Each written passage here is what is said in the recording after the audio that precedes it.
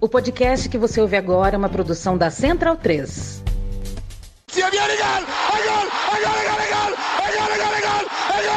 Parte Pina! ¡Qué victoria! ¡Qué victoria! Non lo so che ha segnato, ma chi se lo frega! Tardelli!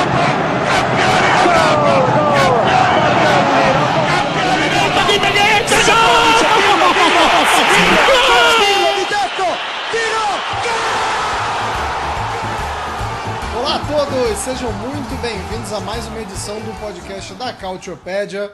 Seja muito bem-vindo você que nos ouve, graças à nossa parceria com a Central 3, e seja muito bem-vindo para você que nos assiste no nosso futebol para mais uma edição do nosso podcast que fala muito sobre o futebol italiano. Eu não sei se vocês estavam com saudade, mas eu estava. A gente pulou uma semana, digamos assim, porque a gente precisava fazer um programa especial. Na verdade, todos os programas são especiais, mas esse é mais do que especial. A gente deu essa pulada porque a Série A começa neste final de semana, então a gente queria fazer o programa coladinho para fazer uma prévia rechonchuda, uma prévia mais acertada, né? Se a gente tivesse gravado antes, a gente teria perdido alguns reforços, a gente talvez colocasse equipes de um patamar diferente do que a gente vai colocar hoje. Então, coladinho assim na estreia da Série A, fica muito melhor. Peço perdão se vocês sentiram muita saudade, mas estamos aqui de volta. É claro que eu não estou sozinho nessa, estou com meus fiéis escudeiros de sempre, Caio Bittencourt, Nelson Oliveira, para falar sobre mais uma temporada da Série A que está chegando. Já deu discussão, gente, antes da gente começar a gravar, porque a gente vai discutir nossas pautas, né? E a gente falou assim, tá, mas como é que a gente vai dividir? Vamos dividir em pelotões, como a gente costuma fazer? Sim, vamos dividir em pelotões, mas aí cada um tem uma ideia do que é o pelotão que briga pelo título, do que é o pelotão que briga pelas competições europeias. Se o pelotão da galera que briga pelo rebaixamento tem 5, tem 6, tem 7 clubes, então a gente vai discutir tudo isso no decorrer do programa. Bom dia, boa tarde, boa noite, Caio Bittencourt. O negócio de pelotão tá complicado, hein, Caio? Tá parecendo, falando um pouquinho de clima olímpico, tá parecendo esses pelotões na Olimpíada que você vê no comecinho da prova, né? Daquelas provas de longa distância. Daqui a pouco o pelotão muda, não era aquilo que você estava pensando. Inclusive, Caio Bittencourt, você que trabalhou muito nas Olimpíadas, é um cara que trabalhou mais do que mais do que a sátila da canoagem brasileira. Caio Bittencourt trabalhou mais do que ela. Traz uma história italiana da Olimpíada, Caio, porque a gente sabe de muitas histórias bacanas. A Olimpíadas traz muita história de superação, mas geralmente a gente foca no Brasil. Comece a Cautiopédia de número 38 trazendo uma história olímpica italiana, Caio. Olá a todos. Olha, de história olímpica italiana, o que essa edição dos Jogos teve foi uma enormidade. Afinal de contas, foi a edição com o maior número de medalhas italiano nos últimos tempos. E, assim, eu destaco positivamente a vitória por equipes da esgrima, mantendo o domínio de uma modalidade, na prática, criada por italianos e ainda, de certa forma, com a presença italiana muito forte. Talvez das modalidades clássicas olímpicas é a que tem a maior força. E como ponto positivo. Como ponto negativo, a gente tem algumas boxeadoras que se recusam a lutar e vêm com conversinha mole e tal. Mas isso aí é papo para outros podcasts. Isso aí não cabe a mim dizer de quem foge da luta. Eu tinha uma professora de arte que falava que o mal não merece ser comentado. Então é exatamente isso que a gente vai fazer. Não vamos falar sobre o mal que a italianinha tentou causar no boxe olímpico. Nelson Oliveira, traz mais uma aí, Nelson. Mais uma história olímpica italiana, por favor. Bom dia, boa tarde, boa noite. Eu acho que tem algumas, né? Como o Caio falou, foi o recorde de medalhas da Itália, né? 40 igual a Tóquio, mas com a diferença que a Itália teve 12 de ouro, né? vou fazer duas. Uma não vai ser uma história, vai ser só um destaque, né? Que uma das medalhas, não de ouro, mas de prata, teve um brasileiro que venceu, né? O Gabriel Soares no remo, que ele, com sua dupla, né? O Stefano Opel, eles ganharam a medalha de prata, né? Ele, enfim, um brasileiro, mas que mora na Itália já há muito tempo. Mas eu acho que a grande história italiana dessa Olimpíada de Paris é a história da seleção feminina de vôlei, né? A Itália é um país tradicionalíssimo no vôlei, né? Além da seleção, das duas seleções, né? Tanto a masculina quanto a feminina, que sempre brigaram por títulos mundiais, títulos também olímpicos, os clubes são muito fortes, né? Mas a Itália não tinha nenhuma medalha de ouro até essa edição dos Jogos. E conseguiu o seu primeiro ouro no feminino, que obviamente enfim, foi campeão mundial recentemente, mas as duas seleções tinham muitas chances, né, de chegar, e não se imaginava que a seleção feminina conseguiria, antes da seleção masculina, conseguir essa medalha. E a grande jogadora dessa seleção é a Paula Egonu, né, que é filha de nigerianos e enfim, sofreu muito preconceito, muito racismo, chegou até a deixar a seleção durante um tempo, retornou para a seleção e, enfim, não era considerada italiana e não é considerada italiana por muita gente na Itália até hoje. E, vamos falar a verdade, não é considerada italiana por causa da cor da pele dela, né? E, enfim, ela, a Omoru e a Sila também, que são descendentes de africanos, nigerianos e de marfinenses, elas demoraram para conseguir o passaporte italiano delas, né? Enfim, a história a gente conta toda no nosso perfil do X, do Twitter, né? Você pode procurar, chega lá na busca e bota Cautiopédia, @Cautiopédia Egonu, que você vai encontrar. Até repercutiu bastante isso que a gente escreveu, né? E, enfim, infelizmente a Egonu foi até homenageada com um mural, né, na frente do Comitê Olímpico Italiano. Esse mural foi vandalizado por pessoas que não aceitam que possam existir italianos negros, né? Pintaram a Egonu de rosa, a pele da Egonu de rosa. Outra pessoa foi lá e passou uma canetinha preta em cima, né? Simbolicamente, obviamente, né? Não era, o objetivo não era restaurar a arte, mas enfim, e o detalhe também que existia uma bola, né, nesse desenho, falando sobre racismo, e a pessoa que vandalizou também cobriu. Enfim, infelizmente, o mal não pode ser falado, mas às vezes a gente não deveria ser falado, mas às vezes a gente tem que falar, porque se não falar, o mal continua aí progredindo e a gente acaba engolido por ele. Às vezes tem que falar mesmo, não à toa o torcedor do Botafogo, que fez gestos lamentáveis, foi identificado, foi punido, perdeu o emprego, muito bom, parabéns. E às vezes a gente tem que falar sim. Agora é hora da gente falar então da prévia, né, do campeonato italiano que vai começar. Vamos começar já a quebrar o pau aqui, porque como eu já antecipei no comecinho, você e Caio já discordaram de quem seria o pelotão que briga pelo título. Na opinião do Caio, são duas equipes. Na sua opinião, são três. E aí eu vou dizer qual é a diferença de opinião de vocês. Pro Caio, pelo menos internamente, o Caio colocou Juventus e Inter. Só que você, Nelson, falou assim, não, acho que tem que botar o Napoli sim, porque o Napoli contratou o Conte, e quem vem com o Conte tem que ser alçado a esse patamar. Então, já começo jogando essa bucha para você aí, Nelson. Para você, se você quiser discorrer um pouco mais sobre isso. O Conte está com tanta moral assim ainda, Nelson? Então, eu acho que ninguém contrata Antônio Conte se não quer ganhar.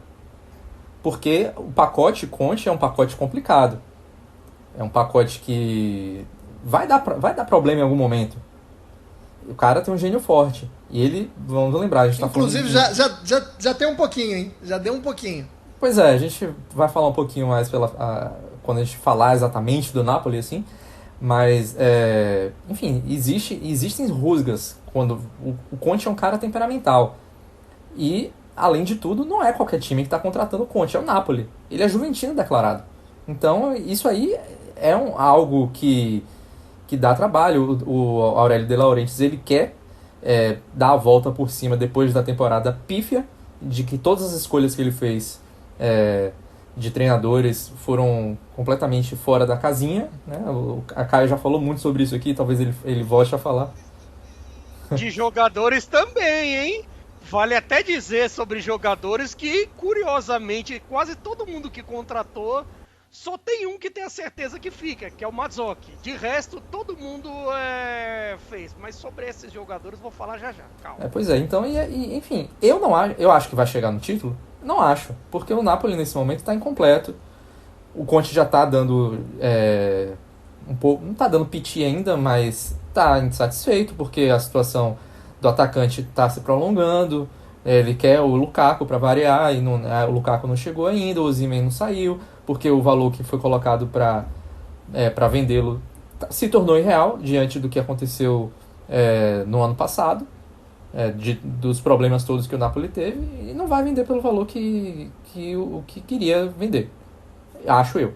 Então, enfim, falaremos um pouco mais daqui a pouco. Ô Caio, mas aí então o Nelson ele vai e alça por causa do Conte, mas pelo menos nessa primeira entrada parece que tem mais problemas do que a chegada do Conte traria de virtudes. Tô certo ou tô errado?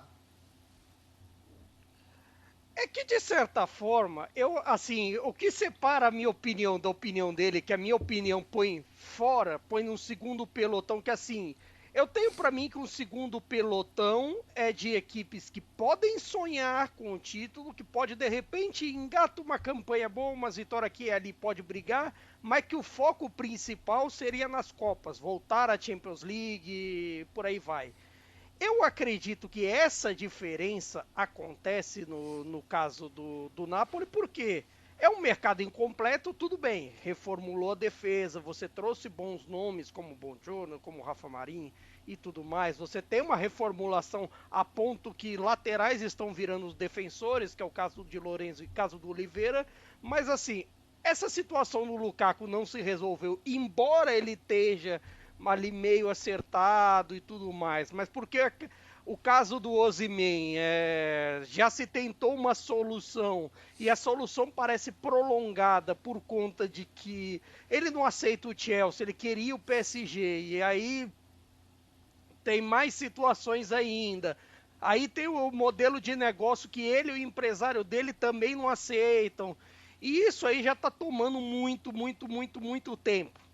Muito tempo e essa situação acaba sendo acelerada pela urgência do início do campeonato e acelerada porque, de certa forma, o desempenho na pré-temporada e até na estreia da Copa Itália, em que passou graças às mãos de Merê, por incrível que pareça, nos pênaltis contra o Modena, já faz uma pequena diferença, porque imaginavam-se problemas, mas não se imaginavam tantos assim, como, por exemplo, os casos de Politano e Raspadori, que entram em uma franca decadência jogo após jogo. Como se fosse possível, mas é possível. Sempre é possível piorar no caso de Politano e Raspadori. E a cada jogo eles têm piorado.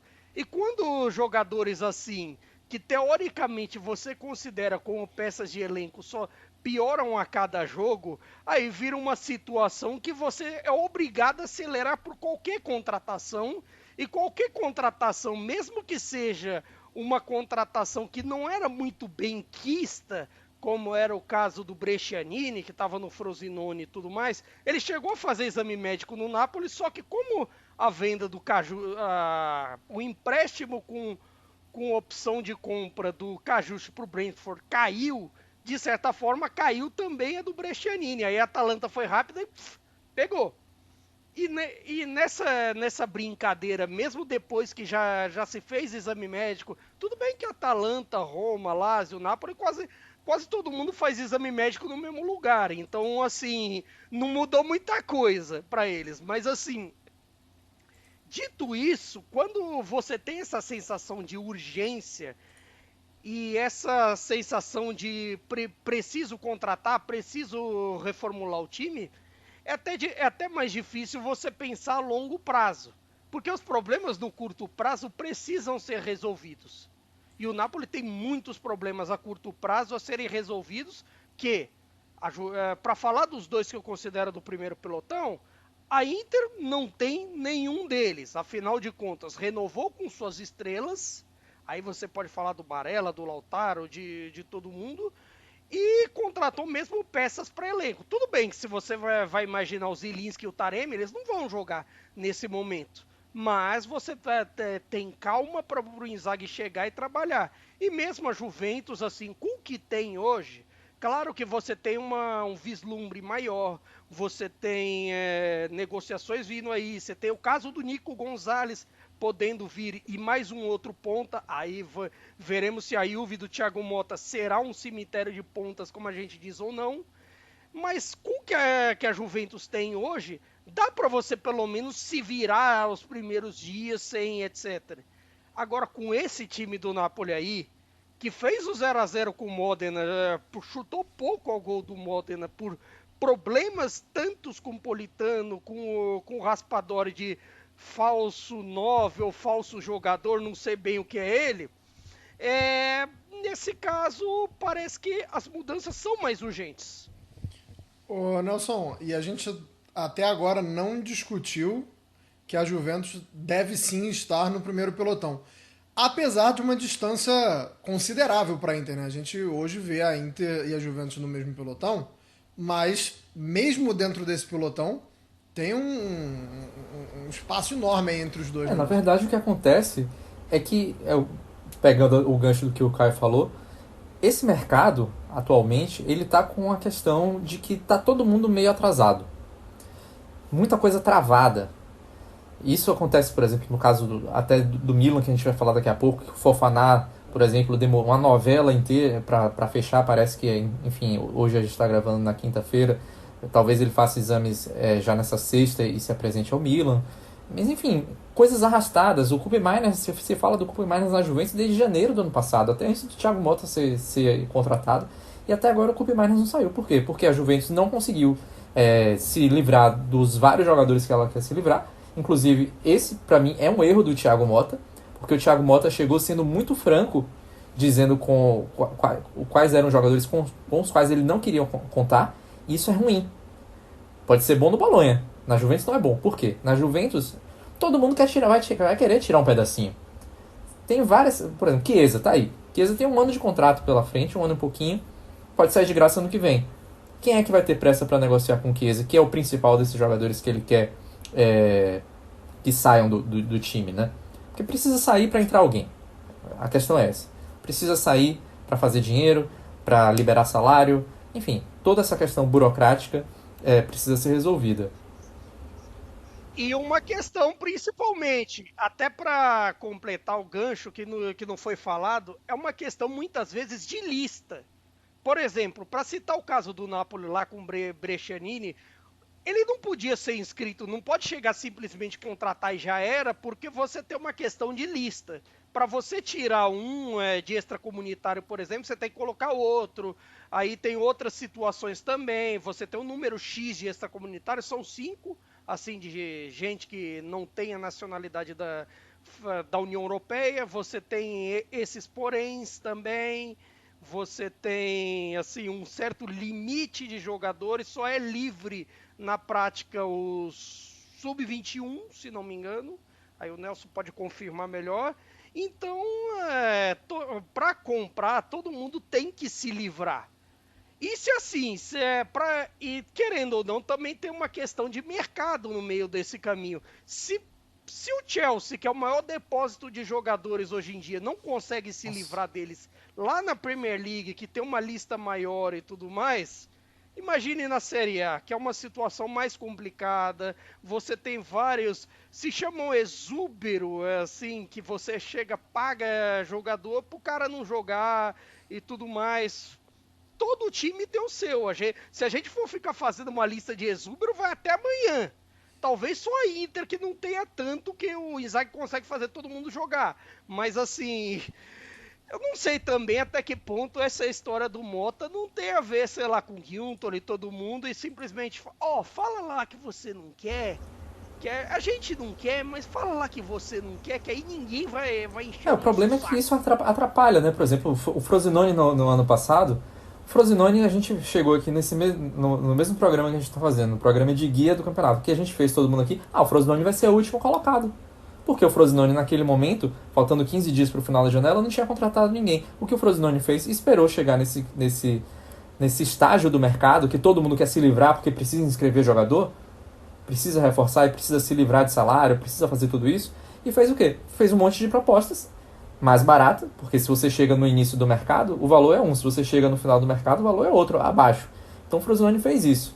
Tá todo mundo querendo fazer isso com a Juventus, porque a Juventus tem um monte de jogador. A Inter também tem esse problema. Por exemplo, a Inter perdeu o Gudmundsson também por causa disso. Só que a Inter precisa muito do Gudmundsson? Não.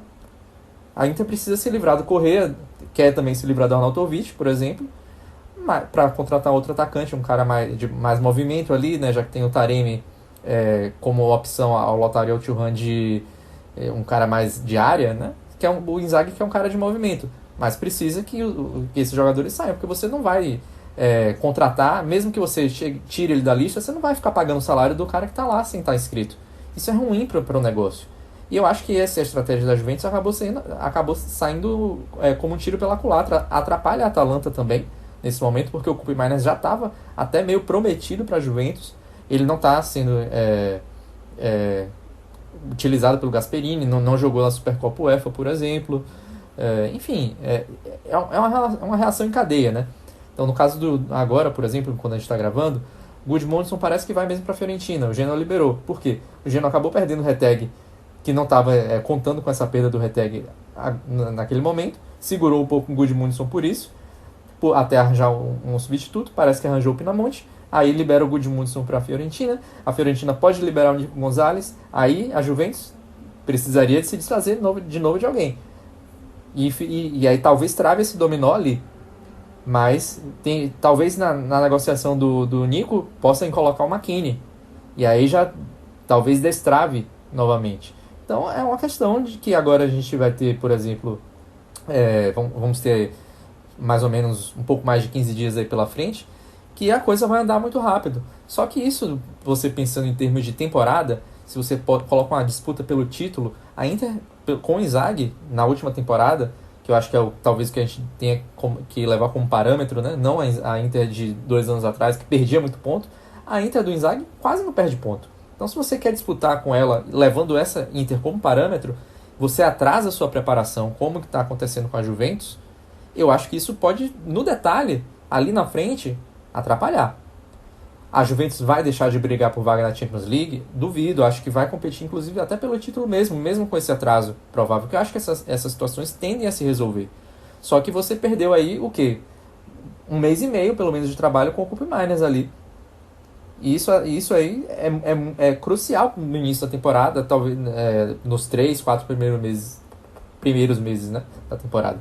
Então, nesse período aí, se a Inter, por exemplo, faz o que fez anteriormente, abrir 10, 15 pontos, ou 5, 6, você já tem que fazer um campeonato de recuperação, de ir atrás, de torcer para a Inter tropeçar e tudo mais. E isso acaba ficando um pouco mais complicado. E para citar o Koopmeiners aí, né, é um jogador que, além de tudo, já vinha lesionado, né, não jogou a Euro também por causa de lesão. Acabei não falando quem vão ser os jogos na primeira rodada, perdão, tanto do Napoli, que estreia contra o Verona fora de casa, quanto da Inter, que pega o Genoa fora de casa, e da Juventus, que estreia contra o Como dentro de casa, em Turim. Vamos para o segundo pelotão. O segundo pelotão, acho que a gente chegou num consenso, aí com a inclusão do Napoli ou não. A gente vê Milan, Atalanta e Roma como os principais times que vão disputar a vaga da Liga dos Campeões. Eu queria que a gente começasse falando pela Atalanta, Nelson, porque a Atalanta jogou já pelo menos, é um dos times que fez um jogo oficial, entrou em campo contra o Real Madrid pela Supercopa da Europa, e não foi muita coisa, não deu para ver muita coisa boa não. É lógico que não dá pra gente também pegar esse jogo e já avaliar que a temporada da Atalanta está ameaçada porque perdeu pro Real Madrid na Supercopa. Não é isso que eu tô querendo falar. Mas eu esperava um pouquinho mais da Atalanta. Não esperava que vencesse porque jogo único, assim, valendo troféu, eu espero que o Real Madrid vai vencer todos. Mas eu esperava que a Atalanta fizesse um pouquinho mais e especialmente no primeiro tempo, pobre a produção ofensiva da Atalanta, né, Nelson? Assim, eu acho que fez o que dava para fazer dentro das condições, né? Porque a Atalanta, o Gasperini tinha à disposição ali, não tinha à disposição o Koopmeiners, seu principal articulador, Não tinha o Scamacca lesionado, não tinha o Scalvini na defesa, mas isso aí já é uma outra questão. Acho que defensivamente a Atalanta fez um bom jogo, né? Pressionou pelo menos durante uma hora, né? Pressionou bastante, conseguiu incomodar o Real Madrid, não deu muitos espaços. O primeiro tempo foi até chato por causa disso, não teve muitas chances, mas eu vejo muito mérito da Atalanta nesse sentido aí. Ofensivamente, a questão é essa, porque ficou só com o Lookman e com o De Ketelaere, né? Como opções ali que já tinham trabalhado com o Gasperini. E trabalhar com o Gasperini, para quem começa a trabalhar com o Gasperini de uma hora para outra, é muito complicado. E não é à toa que os times do Gasperini demoram para engrenar, que vai ter uma segunda metade de temporada superior à primeira. É assim desde que ele trabalha na Atalanta, salvo engano, só uma temporada que não foi assim, das 8 anteriores, né? Então, porque esses caras demoram. Ele é criterioso, é um cara que viralizaram, né, vários vídeos do Gasperini durante a pré-temporada agora, muito nervoso porque o time não estava fazendo o que ele queria e tudo mais. Enfim, ele é um cara criterioso. Então, por exemplo, se você fosse substituir o Scamacca na partida pelo Retegui, que acabou de chegar, com certeza, na concepção do Gasperini, o Retegui não está pronto taticamente para exercer as funções que o Scamacca exerce. Talvez nem ele não considere nem o Scamacca tão pronto assim, porque o Scamacca não joga sempre. E é um cara que alguns técnicos até chamam ele um pouco de preguiçoso. Então ele começou com 2 jogadores de movimento ali, mais leves e tal, e isso acabou fazendo com que a Atalanta não levasse tanto perigo. Mas eu entendo que a Atalanta novamente vai dar trabalho, como sempre dá. E só que, por exemplo, o Gasperini ficou porque existia a possibilidade, ele colocou isso em pauta, colocou isso na mesa para continuar em Bérgamo, que o time se reforçasse, que melhorasse. E que isso puder, no caso, enfim, ganhou uma Liga Europa, não quer mais só se classificar para a Liga dos Campeões, só entre aspas, né? A gente está falando da Atalanta, não de um time que já está acostumado a jogar a Champions League sempre.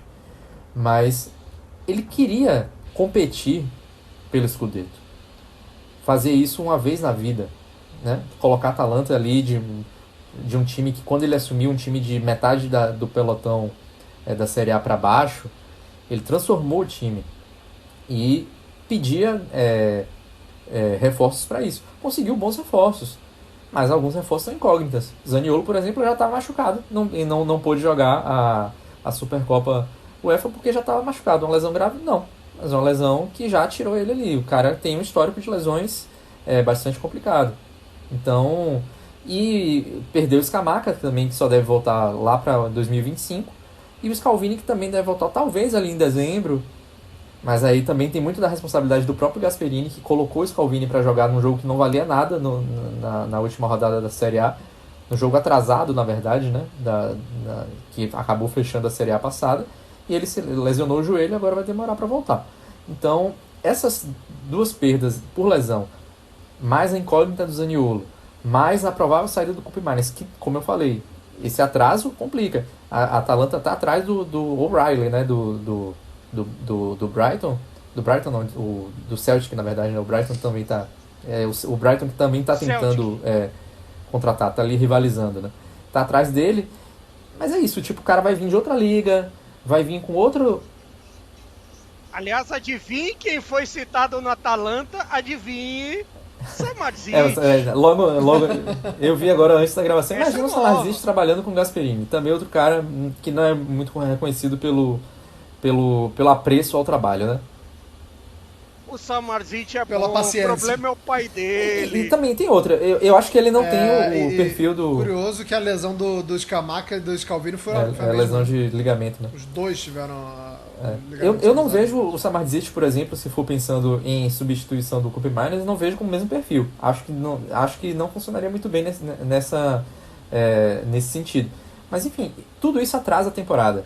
E já considerando que a primeira parte da temporada da Atalanta vai ser menor do que a segunda, fica difícil você concorrer novamente pensando em título com a Inter, que perde muito pouco, muitos poucos pontos. Então, o Gasperini já dá alguns sinais de frustração desse objetivo dele, e aí a gente vai ver ao longo da temporada como é que isso vai se desenvolver. O que é que ele vai... Se vai brigar novamente por algum título de Copa. Agora não tem mais transferência para a Liga Europa, né? Então, ou é brigar pelo título da Champions League, ou é brigar pela Copa Itália. E, enfim, fora a Série A, né? Não tem mais transferência de uma competição para outra. Mas, enfim, eu acho que isso minou muito esse conjunto de fatores aí, mina muito a temporada da Atalanta. E a sorte é que a Roma, por exemplo, talvez não esteja passando por um problema muito similar agora nesse momento. Obrigado, porque eu vou jogar essa pro Caio. São os outros dois times que a gente imaginou nesse segundo pelotão, Milan e Roma. Hoje é até curioso a gente falar dos dois, porque, como a gente até citou aqui, o Milan, muito perto de anunciar o Fofana. Inclusive, nem sei se é um jogador que o Milan precisa tanto, mas como já era um namoro um pouco antigo, como era uma oportunidade que apareceu e tinha muita gente da Premier League de olho, eu acho que o Milan até tinha que aproveitar, mas não sei se é um jogador que adiciona muito ao que o Milan já tem, né? É o meio-campo operário demais, o meio-campo do Milan. Ali todo mundo corre, todo mundo se esforça bastante. Talvez precisasse um pouco mais de outros fundamentos o meio-campo do Milan. Mas enfim, o Milan hoje, Caio, comemora esse suposto acerto, esse quase fechado acerto com o Fofana. E a Roma, meu amigo, a Roma pode estar muito perto de perder o Paulo Dybala.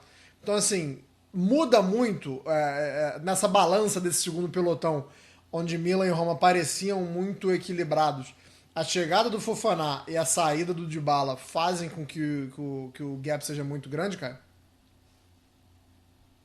Olha, assim, curiosamente, eu também fiz esse exercício dos pelotões também em um dos meus perfis. Tem um dos meus meu perfil farofa e tem o meu perfil sério. O perfil sério eu falei até sobre isso, que eu acredito que o Milan tem time e até um certo ponto elenco para você assim, que teria um potencial para você pensar em competir no primeiro pelotão.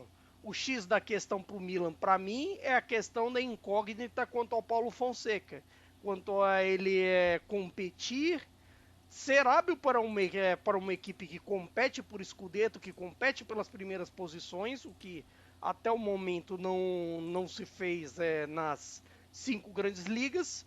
E eu acredito que a questão do Fofana tenha mais a ver com a questão física dos que lá estão. Aí você pode falar do Adli, você pode falar do Reinders, você pode falar do Benas, você pode falar de uma galera que tem tido problemas físicos. E assim, os problemas físicos foram as tendências das últimas 2 temporadas com o Pioli. Até a temporada do Scudetto também teve as suas questões físicas. Então, acredito que assim tenha uma ideia de elenco mais profundo por conta disso, o Milan, né, nesse quesito.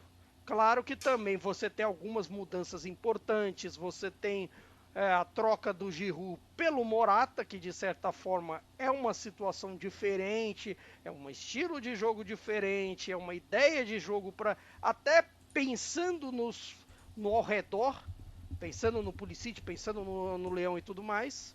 E aí, por conta disso, eu acho que tipo, o Milan não tem dúvida quanto ao segundo pelotão.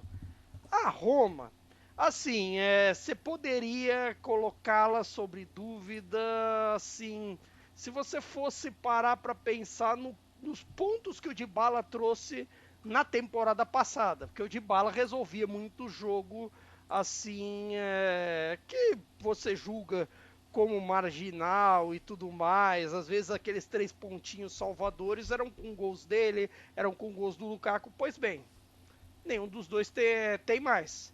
É bem verdade que a reposição do Lukaku foi a melhor possível. O Dovbyk chega com uma pompa enorme, com uma qualidade enorme que ele mostrou com a camisa do Girona. Você tem outros bons nomes que chegaram, você tem o Soulé, que não teve experiência real na Juventus, mas a experiência real dele no Frosinone foi muito boa. Você tem o Enzo Lefebvre, que foi muito bem na Ligue 1. E outros nomes também. Só que assim, todo mundo planejava, e creio que o De Rossi também, a ideia do time com o Dybala.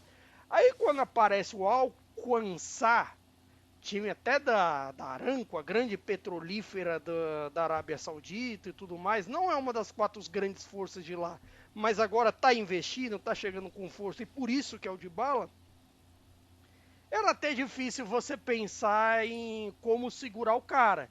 E a grande questão agora para Roma é o quanto ela vai lucrar com isso e se ela vai atrás de alguém.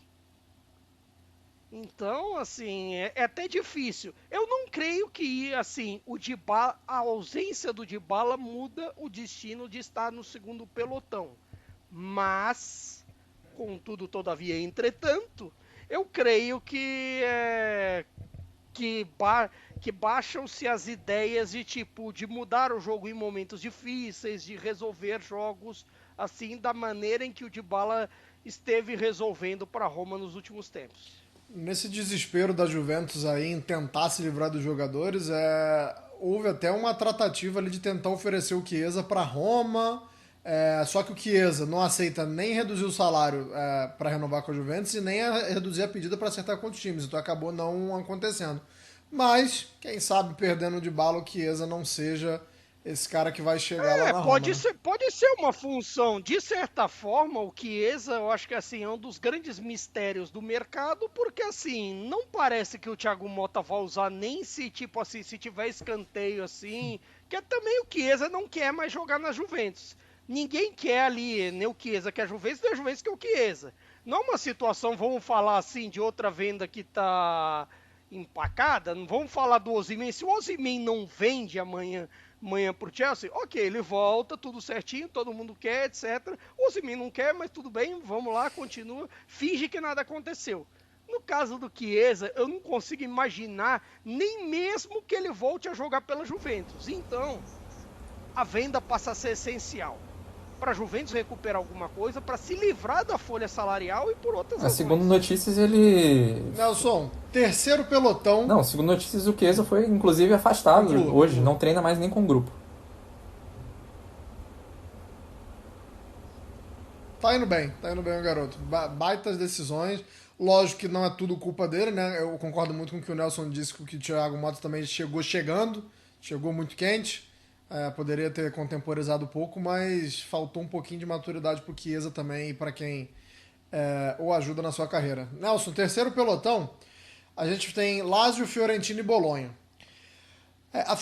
Todos os 3 times passando por uma quantidade considerável de mudanças. Acho que a Fiorentina um pouco menos, mas a gente vê a Lazio e Bolonha mudando muita coisa. Então, isso pode fazer com que a Fiorentina saia... pelo menos no momento inicial, na vantagem nesse terceiro pelotão aí. Você imagina que a Fiorentina vai ter um começo de temporada, pelo menos não vou nem falar de classificação no final do campeonato, mas esse começo de temporada da Fiorentina vai ser um pouco mais sólido do que essas 2 outras equipes que a gente colocou junto no terceiro pelotão, no caso Lazio e Bolonha? Eu acho que não, porque a Fiorentina também muda, né? A Fiorentina, vários jogadores, né, que o italiano... confiava bastante, saíram, né? O Palladino também já chegou tipo, não quero. Jogadores que importantes, né? Por exemplo, o Bonaventura tinha a renovação dele com a Fiorentina praticamente certa, né? Não ficou e acabou indo para a Arábia Saudita, né? E outros, né? Ali que também tinham ali o apreço do italiano, o Palladino chegou fazendo a limpa, né? E também ao contrário, já mudou o esquema, né? Vai agora um esquema de 3 zagueiros.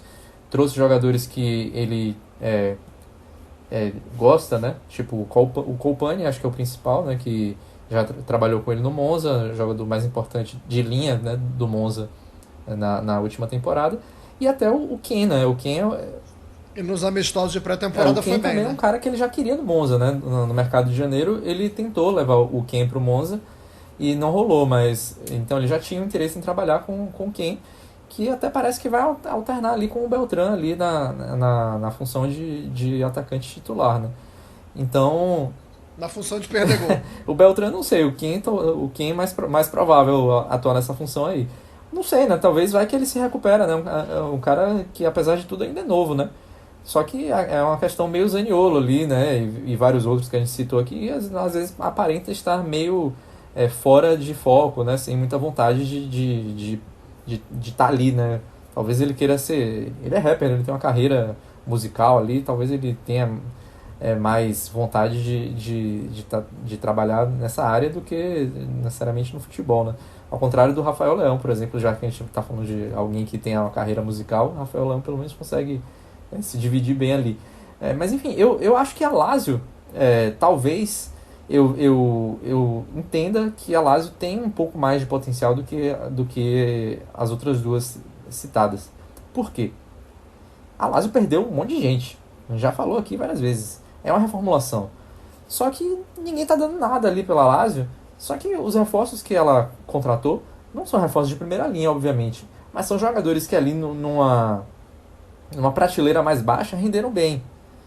E eu acho que o Baroni, ele tem essa característica. O Baroni, que é o técnico da Lazio, né, para quem não tá acompanhando, ele nunca treinou um time de segundo, primeiro pelotão da Itália. A maior experiência da carreira dele é agora na Lazio. Mas ele fez bons trabalhos em times menores, né? Fez um bom trabalho no Lecce e conseguiu salvar um Verona desmanchado do rebaixamento. Então agora ele pegou daquele time, ele conseguiu o Noslin, que foi um jogador que chegou do meio do campeonato e correspondeu bem. Pode ser que o Foloruncho, que também estava à disposição dele, apareça na Lazio, um jogador com quem ele trabalhou. E ainda tem a possibilidade do Suslov. Essa aí deu uma esfriada aparentemente, mas também tem essa possibilidade. Fora isso, a Lazio tem um elenco ali razoável. O problema da Lazio é o mesmo que a Juventus. Precisa se livrar de um monte de gente ainda. Tem 4 pontas direita, 5 jogadores que podem jogar na lateral esquerda, um monte de jogador que pode jogar, né, enfim, em outras posições ali. Tá sobrando gente ali. Então é um problema que a Lazio vai ter que resolver. No caso do Foloruncho não é um problema, porque o Foloruncho foi formado na Lazio, então a Lazio pode inscrever o Foloruncho de qualquer jeito, porque ele tem essa brecha no regulamento. Então, mesmo já tendo ali para a função dele, ali, né, aquele meio ali de articulação, já tem o Dele Bashiro, que foi contratado do Hatayspor, e o Castrovilli, que saiu da Fiorentina, mas o Castrovilli pode ser direcionado ali para a esquerda, o Foloruncho também pode jogar um pouco atrás. Talvez nesse caso a abundância seja boa, até porque o Castrovilli também tem problemas físicos, né? Já vem de 2 cirurgias no joelho, talvez não seja um cara que consiga aguentar o tranco tão forte assim. Então pode ser que não seja um excesso nesse caso. Eu vejo a Lazio como uma potencial surpresa por isso aí. Agora, surpresa para brigar para o Champions League? Não. Eu acho que ali uma quinta, sexta posição, com um elenco bem inferior do que outros ali no nome, né? Como o Bolonha, por exemplo, no ano passado. Eu acho que tem uma possibilidade de ter uma surpresinha aí no caso da Lazio. E mais do que a Fiorentina, que eu acho que pode ir bem, mas vejo abaixo da Lazio e ainda abaixo da Lazio da Fiorentina no Bolonha. O Bolonha para mim é uma incógnita desse pelotão aí, até porque eu acompanhei quase nada da pré-temporada do Bolonha, aí também é um pouco da minha ignorância. Caio Bittencourt, quarto pelotão, os maldosos diriam que é a famosa água de salsicha, né? Não serve para muita coisa, vai ficar ali roubando um pontinho de vez em quando de um grande, né? Fazendo uma gracinha de vez em quando, mas a gente está falando de um pelotão que divergimos também.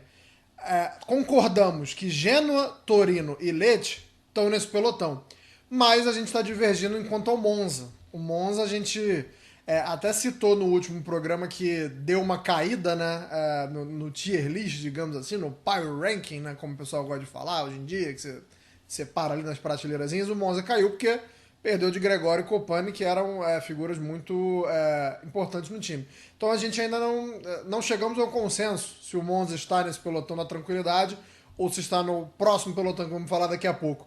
Começa falando o que você acha, se o Monza está nesse pelotão da tranquilidade ou não, mas disserta também aí sobre Genoa, Torino e Lecce. Porque a gente pode ver essa galera ficando tranquila, como a gente acha que vai acontecer, mas alguns deles, porque não podem surpreender positivamente, e outros podem surpreender negativamente também, cara. Olha, desse quarto pelotão, assim, se eu tivesse que apostar em alguém para surpreender positivamente, fatalmente seria o Torino. Contratou melhor até aqui, conseguiu manter alguns bons nomes, tem nomes interessantes até o momento, ainda está no mercado em busca de jogadores, e eu acho até que o trabalho do Vanoli possa ter algum futuro. O Monza é um caso complicado, porque a princípio eu penso que seja o quarto pelotão. Mas as notícias que dão conta dos últimos dias, a perda do Di Gregório, do Colpani, do Paladino, que de certa forma foi substituído pelo Nesta, que até o momento não tem uma grande atuação como técnico na Série A, pode pesar contra num primeiro momento. Pode ser algo muito complicado até para você pensar no futuro. Eu acho que o Monza pode sair dessa a longo prazo, porque eu acredito que ainda vai ter a questão do mercado para resolver.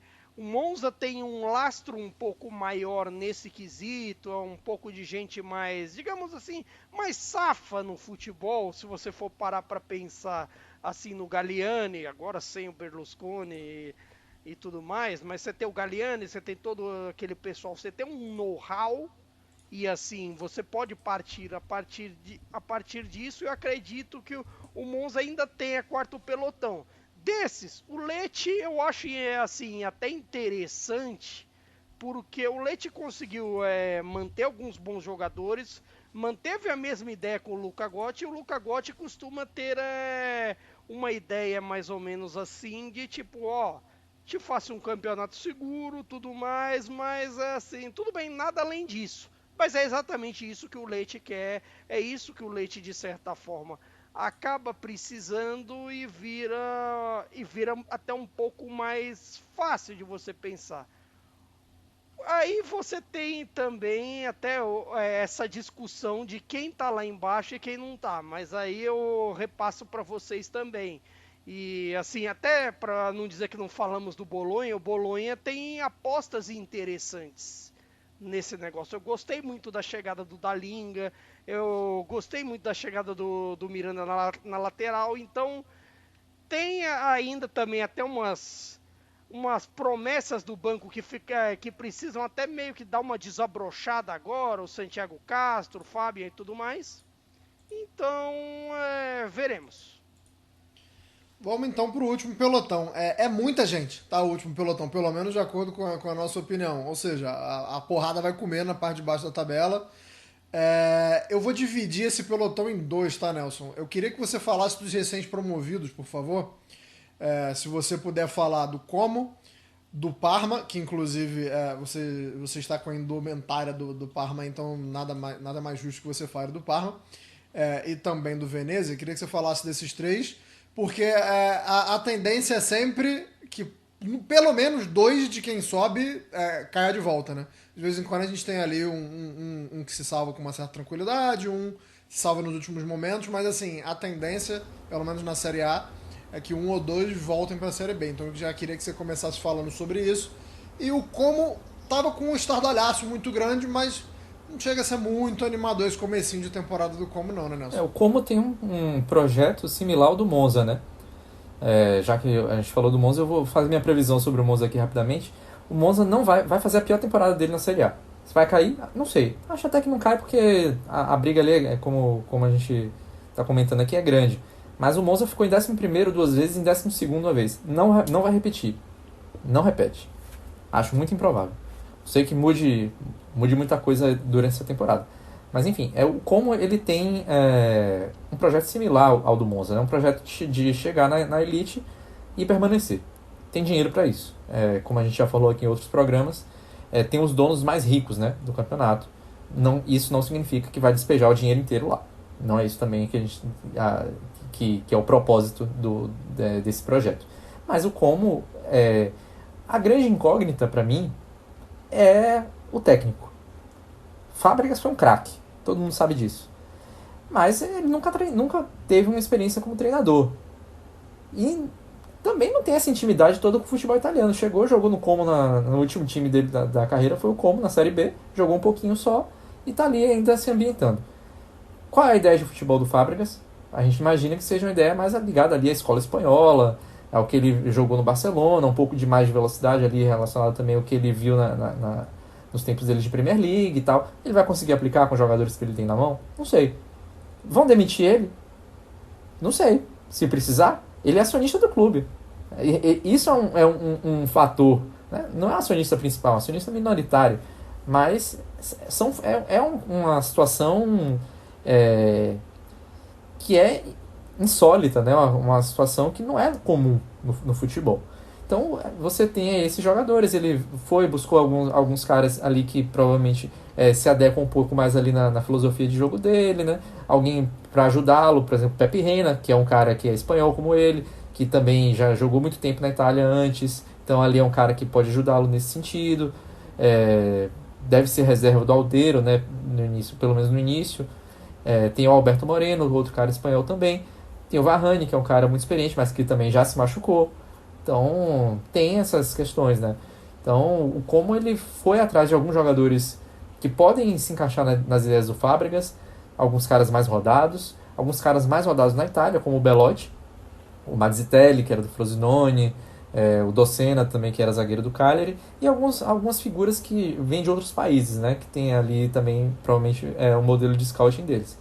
Eu não acho que caia. Tá? Eu acho que deve brigar ali um pouco mais embaixo do que o Monza brigou assim que voltou, porque as contratações são menos expressivas, o elenco é mais carente do que o Monza era quando subiu há 3 temporadas, então não acho que vá repetir a mesma coisa. O Venezia até agora tem ali, tá, para mim, na minha opinião, tá entre os elencos, os 3 mais fracos da temporada. Tá fazendo contratações ainda de muitos jogadores de Série B, o que geralmente não é um bom sinal para quem vai disputar a Série A. Não está conseguindo até agora vender o Tessman, que era um cara que já teve com quase tudo certo com a Inter, com quase tudo certo com a Fiorentina, mas empacou todas as 2 negociações, fez exigências que não foram aceitas pelos clubes, e o Venezia já disse que ele não permanece, já está fora do projeto, mas enfim, precisa vender o cara. E falta algumas peças ali um pouco mais relevantes, né? Mesmo tendo o Pojampalo, né, o finlandês, que fez 2 ótimas edições da Série B, é um cara que não jogou a Série A ainda. Então, beleza, foi artilheiro 2 vezes ali, mas ainda precisa mostrar que esses números podem acompanhá-lo na Série A. É bem diferente. A gente tem um exemplo clássico ali, um cara que inclusive já jogou no Parma, que é o que eu vou falar depois, que é o Máximo Coda. É o principal artilheiro em atividade da Série B, tem pouquíssimos gols na Série A. Sempre que chegou na Série A para fazer alguma coisa, ficou pouquíssimos meses e voltou para a Série B. Então, é um outro patamar ali. Então, o Venezia eu vejo como bastante ameaçado, apesar de alguns bons nomes, né? Por exemplo, o Joronen, goleiro também finlandês, acho um ótimo goleiro. Acho até um absurdo que ele tenha ficado tanto tempo na Série B, depois foi rebaixado pelo Brescia. Você também tem o Duncan, que foi contratado, tem o Oristani, que é um cara de boa qualidade também. Mas, enfim, somando tudo, tem o Búzio também, norte-americano, que também é bom de bola, mas somando tudo, ainda é um elenco meio frágil. Então eu acho que vai ter dificuldade de se salvar. O Parma é um caso mais interessante, porque o Parma é um time que tem certo... nesse momento tem um certo lastro financeiro, desde que foi comprado pelo Kyle Krause. Foi rebaixado logo depois que foi contratado comprado por esse norte-americano, e várias das contratações da temporada 2021 permanecem no time até hoje. Alguns jogaram a Euro. O Mihaila e o Man, pela Romênia, fizeram a Euro interessante. Acho que são 2 dos bons nomes. Contratou agora o Almqvist também, que fez uma temporada legal pelo Lecce. Eu acho que tem um pouco mais de jogo ali no caso do Parma, embora tenha contratado menos do que deveria. Tem o Cancellieri também, que é um cara rápido e tal, mas ainda carece de mais faro de gol, na minha opinião. Então pode ter um pouco de dificuldade nesse sentido. Mas tem o Bernabé, que foi campeão medalhista olímpico de ouro, né, pela Espanha agora. Tem o Boni também, um jovem francês que também é interessante. Tem alguns bons nomes, eu acho que tem um pouco mais de briga ali com o Parma. Mas ainda assim é um time que vai brigar para não cair, um time que está ameaçado. Enfim, eu vejo, já vou largar essa aí, eu vejo o Empoli como um time também ameaçadíssimo pelo rebaixamento. Desses aí eu vejo até como um candidato para ser lanterna. Enfim, não sei o que é que o Caio acha, você joga essa pergunta para ele aí, para ver se ele concorda comigo.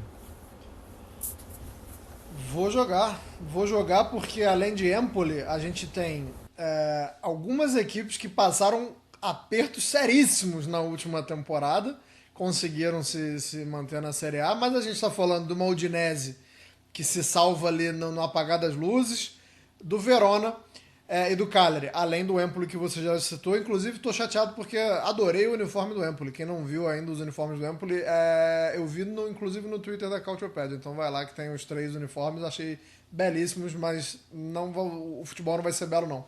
Caio, essa galera que passou um sufocaço na temporada passada, quem vai passar mais sufoco de novo, né? E quem vai passar menos sufoco para dar um alívio aí pro torcedor?